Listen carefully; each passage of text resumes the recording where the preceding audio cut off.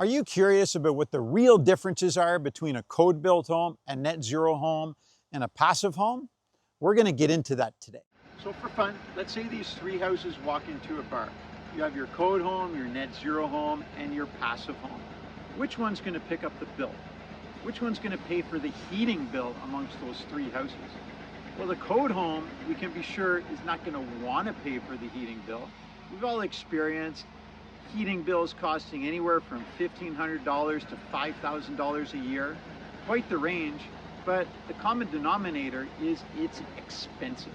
Why do code houses cost so much? Well, they cost so much because essentially those types of houses are designed to leak energy. They're also the world's most unhealthy houses to live in. What about the net zero house? This house may or may not want to pay for its own heating bill. It depends on how it was built.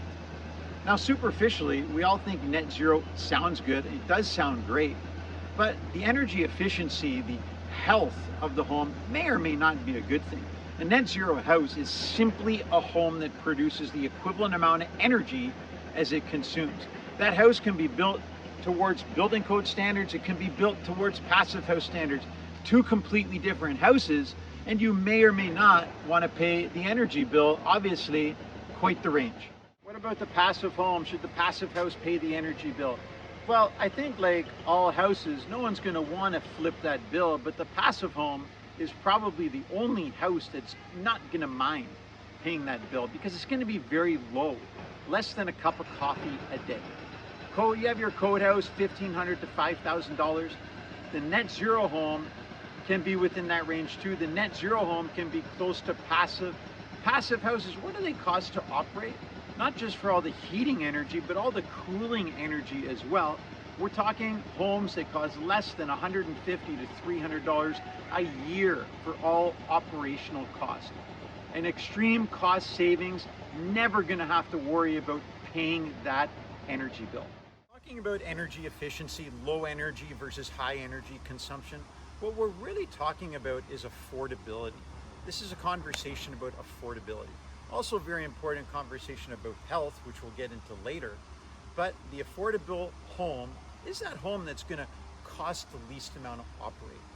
One thing that's common in our world today, building any type of house is arguably expensive.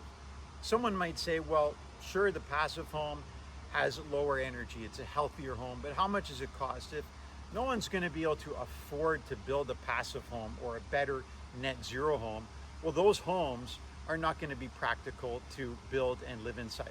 They're not going to be able to reap the real rewards of the energy savings. But the point around affordability is cost to build any house is expensive. Code homes are costing $300 a square foot plus to build. Passive homes cost approximately 10% more. Now that incremental cost is instantly offset with the savings in utilities. We're not going to get into the math here. You can do the math yourself. Plug it in, 10% higher cost, 10% higher mortgage payment. But when we factor in the cost for energy savings, getting rid of your gas bill, getting rid of your propane bill, just having that single electric bill that costs less than $1 for all heating and cooling, it's going to make sense how it is really the only affordable house to live in.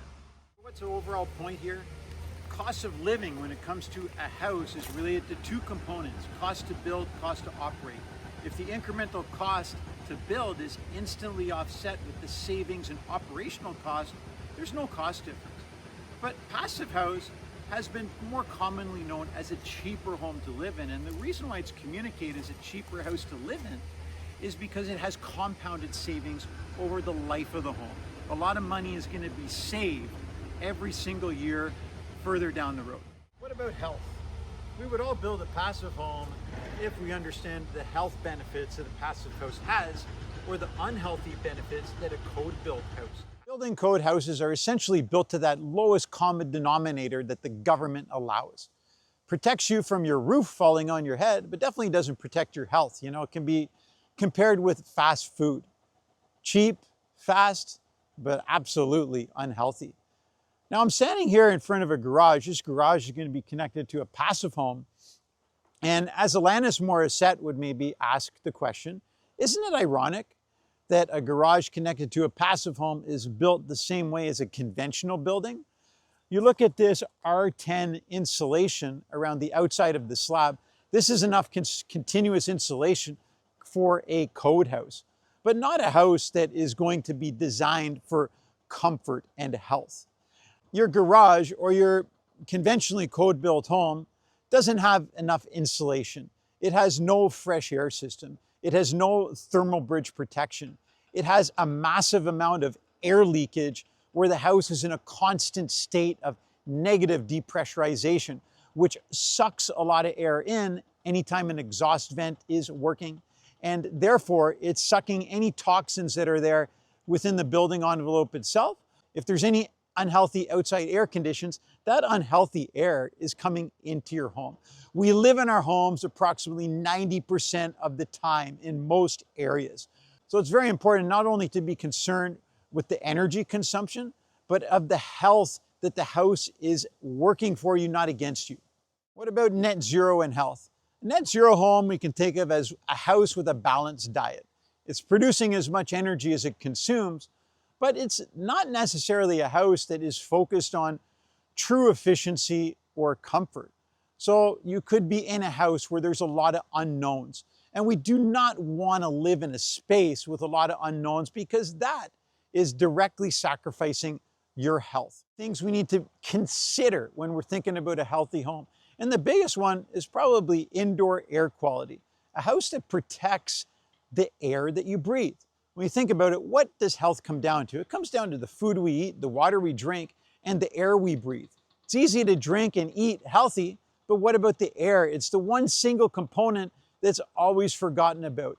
Gases coming out of the ground, impurities coming in through the building envelope, whether they're from exterior toxins or toxins within the building envelope itself. A fresh air system that's continually exhausting stale air, whether it's from carbon dioxide or toxins that are in the house for some reason, and protects your health with constantly delivering fresh air to the home. You can only live healthy if you're in a healthy home.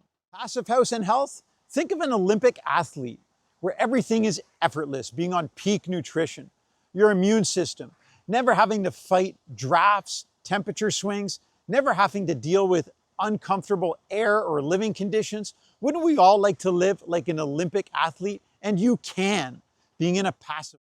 The Philippines is not my country.